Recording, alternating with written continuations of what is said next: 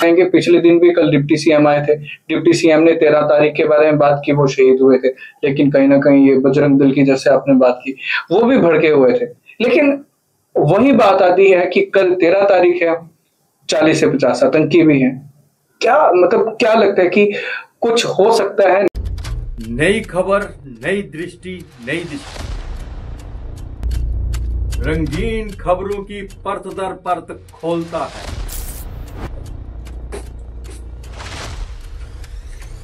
खुला बयान करता है पीछे की कहानी।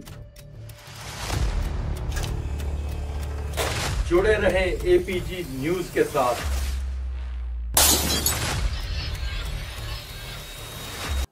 नमस्कार, आप देख रहे हैं 8 PM और मेरा नाम है रोहन चौधरी। एक तरफ बाबा बर्फानी की पवित्र यात्रा शुरू हो चुकी है और दूसरी ओर से जो खास सूत्र है उनके हवाले से ये इनपुट मिला है कि लगभग जम्मू कश्मीर में 40 से 50 आतंकी इस समय सरेआम घूम रहे हैं। हालांकि भारतीय सेना द्वारा सर्च ऑपरेशन चलाया जा रहा है पीर पंजाल के खित्तों में और बाकी जितने कश्मीर के जो एरिया जहां जहां संभावना है कि वो आतंकी मौजूद हैं, वहां पे सर्च ऑपरेशन जारी है, उन्हें तलाशा जा रहा है। लेकिन सवाल ये है कि एक तरफ अमरनाथ यात्रा है और दूसरी तरफ से आतंकियों का एक्टिव होना, ये किस खतरे का संकेत है? आइए इस पर खास बातचीत करने के लिए हमारे साथ मौजूद हैं पीपी न्यूज लाइन के editor in chief Adarshpal Gupta ji. Sir बहुत बहुत स्वागत है। नमस्कार, शुक्रिया। सर क्या लगता है कि जिस तरह से इनपुट मिली है और कल से ये खबर लगातार चल रही है कि 40 से 50 आतंकी जम्मू कश्मीर में इस वक्त एक्टिव हैं और खुलेआम घूम रहे हैं? रोहन, जहाँ तक यात्रा का प्रश्न आपने कहा कि अमरनाथ जी की यात्रा जो है, इस बार लग रहा था कि शायद इस तरह की यात्रा ना निकले, क्योंकि पहलगाम के बाद लोगों के दिलो दिमाग में डर बैठा हुआ था। और उससे सबसे बड़ी बात है कि पहलगाम ने जितने आतंकवादियों ने वहां पे ये मौत का खेल खेला, वो पकड़े नहीं गए, ना मारे गए, उनके बारे में कुछ पता नहीं था। तो यही लग रहा था कि लोग दहशत के मारे शायद ये यात्रा में इतना ना है, लेकिन हुआ उसके विपरीत। लोग घरों से निकल रहे हैं, यात्रा के लिए आ रहे हैं। लेकिन जो इनपुट्स मिले हैं, जो सूत्रों से पता चला है, 40 से 50 आतंकवादी जम्मू डिस्ट्रिक्ट के 9 डिस्ट्रिक्ट जो है जम्मू के, वहां पे सक्रिय है। ये एक बहुत बड़ी बात है। मतलब कश्मीर में तो है यहाँ थोड़े बहुत, लेकिन जम्मू में होना इस बात का संकेत देता है कि आने वाले दिनों में जम्मू के अंदर खासकर अमरनाथ यात्रा उनका टारगेट हो सकती है। हालांकि सुरक्षा बल उनके पीछे लगे हुए हैं, उन्हें ढूंढ रहे हैं और हमें पूरी उम्मीद है उन्हें ढूंढ के मार देंगे। जहां तक सुरक्षा बलों का सवाल है, सेना का सवाल है, वो तो इतनी निगरानी कर रहे हैं, इतनी सर्च ऑपरेशन चला रहा है, हाई अलर्ट पे रखा हुआ है, जम्मू के सारे डिस्ट्रिक्ट को हाई अलर्ट पे रखा हुआ है। उसके बावजूद भी यहाँ भी आप सोच सकते हो या कोई सोच सकता है कि आतंकवादी हो सकते हैं यहाँ पे, ये उनके भी ऊपर जाके सेना के जवान हमारे बैठे हुए हैं। वो इन मुश्किल हालात में भी बैठे हुए हैं कि इनको अगर वो कहीं भी हैं उन्हें मार दिया जाए, उन्हें बाहर ना निकलने दिया जाए, पूरी सुरक्षा को लेकर बैठे हुए हैं। लेकिन फिर भी चिंता का विषय है और इसके लिए यहाँ तक कि सेना ने और सरकार ने एक हेल्पलाइन भी निकाली है कि अगर आपको लग रहा है, आपको कोई दिक्कत आती है या कोई मुसीबत आ जाती है, जब कुछ होता है, तो आप तुरंत हेल्पलाइन पे जो हमारी स्क्रीन पे चल रही है, इस पे फोन करके आप सहायता ले सकते हैं। ये ठीक बात है, खतरे की बात तो है ही है, क्योंकि अमरनाथ जी की यात्रा पाकिस्तान ने कभी सोचा भी नहीं था। आगे इतने बड़े इंसिडेंट के बाद, फिर से बड़े इंसिडेंट के बाद, ऑपरेशन सिंदूर के बाद, इतना होने के बाद फिर यहाँ पे यात्रा बढ़ सकती है। लेकिन ये सबसे बड़ी बात है, जिस तरह से सेना ने कहा है कि ऑपरेशन सिंदूर अभी खत्म नहीं हुआ, ऑपरेशन सिंदूर चल रहा है, इसलिए सेना के जवान अपनी अपनी जगह पर बिल्कुल सक्रिय हैं, उसमें कोई शक नहीं है। मैंने जैसे बताया आपको, हमें पता चला कि सेना के जवान ऐसी ऐसी जगहों पे बैठे हैं यहाँ आतंकवादी पहुंचने की सोच भी नहीं सकते, लेकिन अगर बच के निकल के अगर वो वहां जाते हैं, उस तरफ जाते हैं, तो वहां पे उन्हें भी सैनिक ही मिलेंगे, भारतीय सैनिक ही मिलेंगे और मार के उनको छोड़ेंगे। इसके बगैर उनका चारा कोई नहीं है।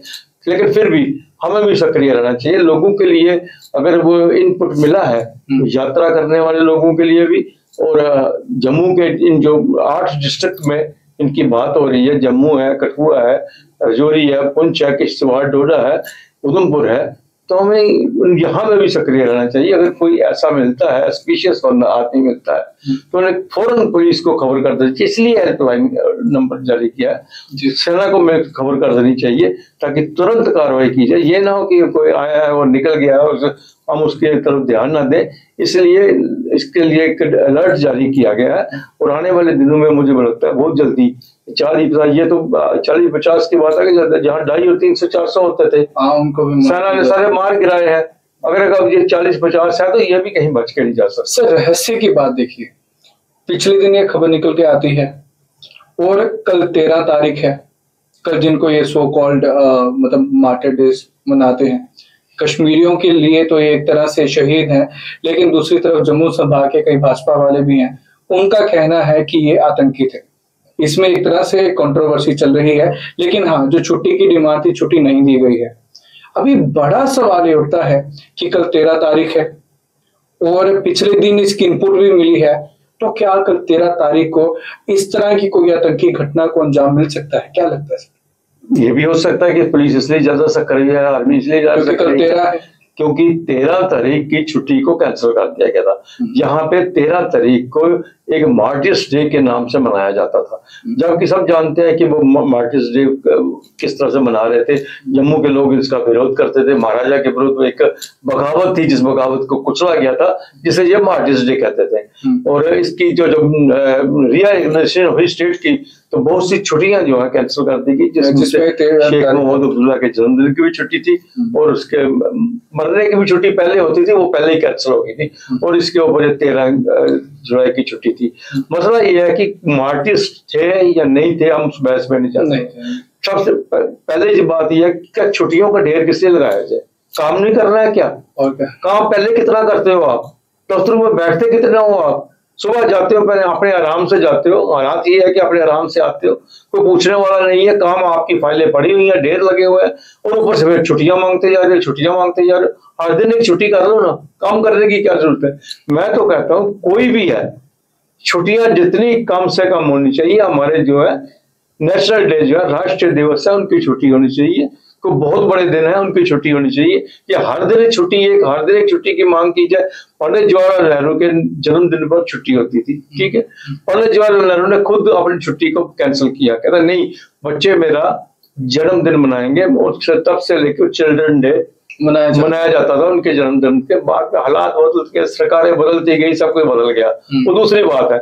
मेरा मतलब कहने का कि छुट्टियों को कम करना चाहिए, छुट्टियों को बढ़ाना ही चाहिए। फिर ये कंट्रोवर्शियल है, इसके ऊपर जम्मू के लोगों ने तो बजरंग दल ने प्रोटेस्ट किया है।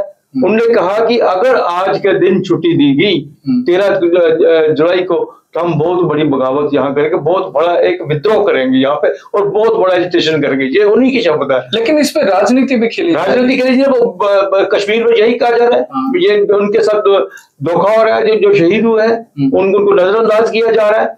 अब ये नजरअंदाज उनको किया जा रहा है, ये कह रहे हैं, इसका फैसला कौन करेगा? लेकिन बात तो सही है कि बगावत जो थी उस वक्त यही कहा गया था, महाराजा के विरुद्ध बगावत थी और वो लोग मारे गए, और वो कहते जो मरने वाले थे वो शहीद हो गए हैं। हाँ। अब इस बात को लेके तो चर्चा खत्म हो गई थी ऑलमोस्ट।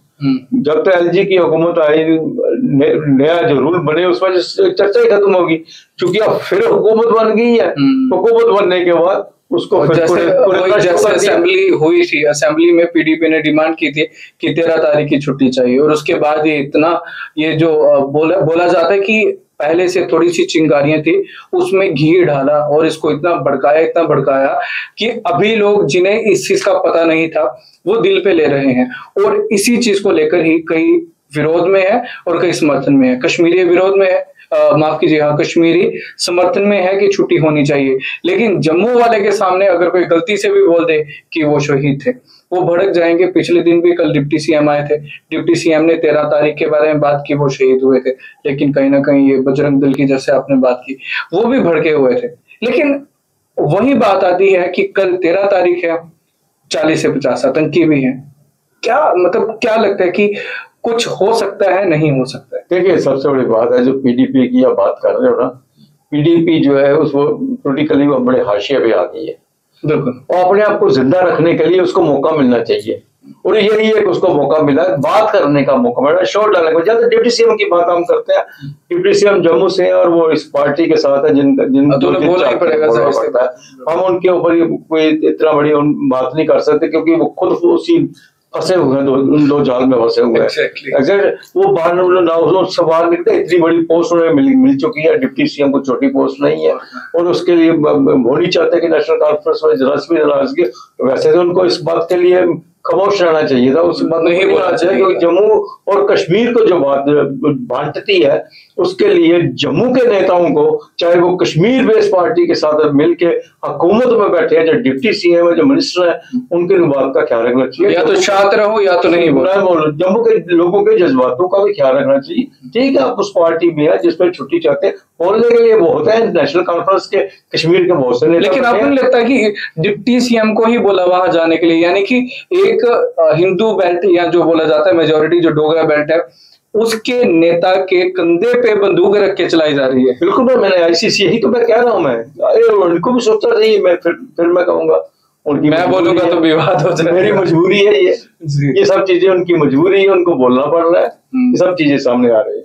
अमरनाथ यात्रा का दौर है, श्रद्धालु बढ़ चढ़ के हिस्सा ले रहे हैं, और दूसरी तरफ जो इनपुट मिली है कि 40 से 50 आतंकी इस समय सक्रिय हैं।